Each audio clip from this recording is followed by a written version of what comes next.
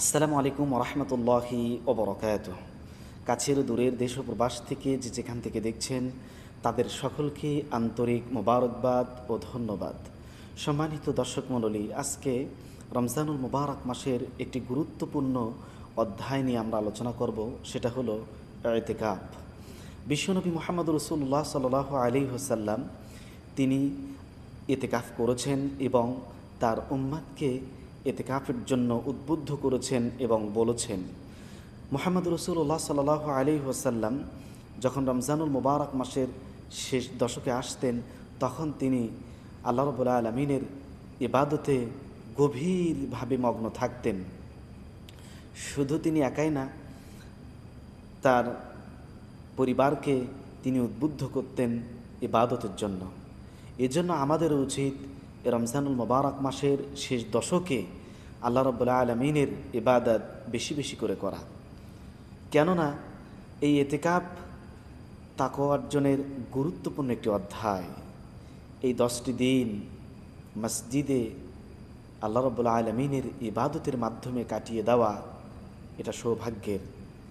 আর এর মাধ্যমে অর্থাৎ ইতিকাফ করার মাধ্যমে আমরা লাইলাতুল কদর খুব সহজে পেতে পারি। এজন্য এই ইতিকাফ আমাদের জন্য অত্যন্ত জরুরি। রাসূলুল্লাহ সাল্লাল্লাহু আলাইহি ওয়াসাল্লাম যতদিন জীবিত ছিলেন ততদিন তিনি ইতিকাফ করেছেন। তার মৃত্যুর পরে তার বিবিগণ ইতিকাফ করেছেন। সম্মানিত দর্শক মণ্ডলী, রমজানুল মুবারক মাস আমাদের থেকে বিদায় নিচ্ছে, চলে যাচ্ছে। সামনে রমজান পাবো কি না জানি না। সুযোগ আমরা কখনো যেন হাতছাড়া না করি। এ রমজান হয়তোবা হতে পারে আমাদের জীবনের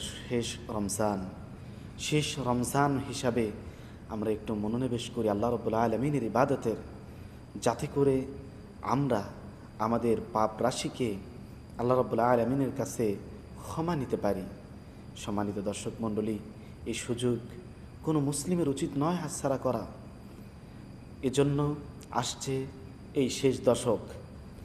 ইতিকাফ করার নিয়ম হলো জুমা মসজিদে, যেখানে জুমা পড়া হয় সে মসজিদে ইতিকাফ করতে হবে।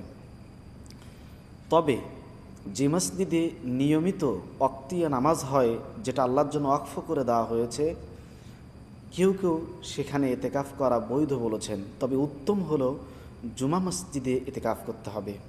আমরা কখন থেকে ইতিকাফ শুরু করব? ইতিকাফ করা শুরু হলো 20 রমজান সূর্য অস্তমিত হওয়ার পূর্বে। আমরা ইতিকাফের স্থানে প্রবেশ করব। বের হব কবে?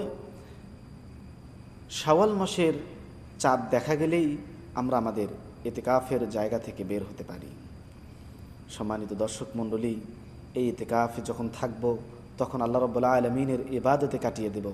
তাসবিহ, তাহলিল, তাহমিদ, বিশেষ করে কোরআনুল কারীম তিলাওয়াত এবং কিয়ামুল লাইলগুলো দীর্ঘ করে পড়া, কেরাত বেশি করে পড়া, রুকু সেজদা দীর্ঘ করা।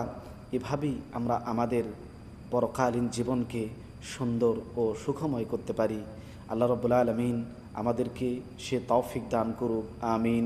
আসসালামু আলাইকুম ওয়া রাহমাতুল্লাহি ওয়া বারাকাতুহু।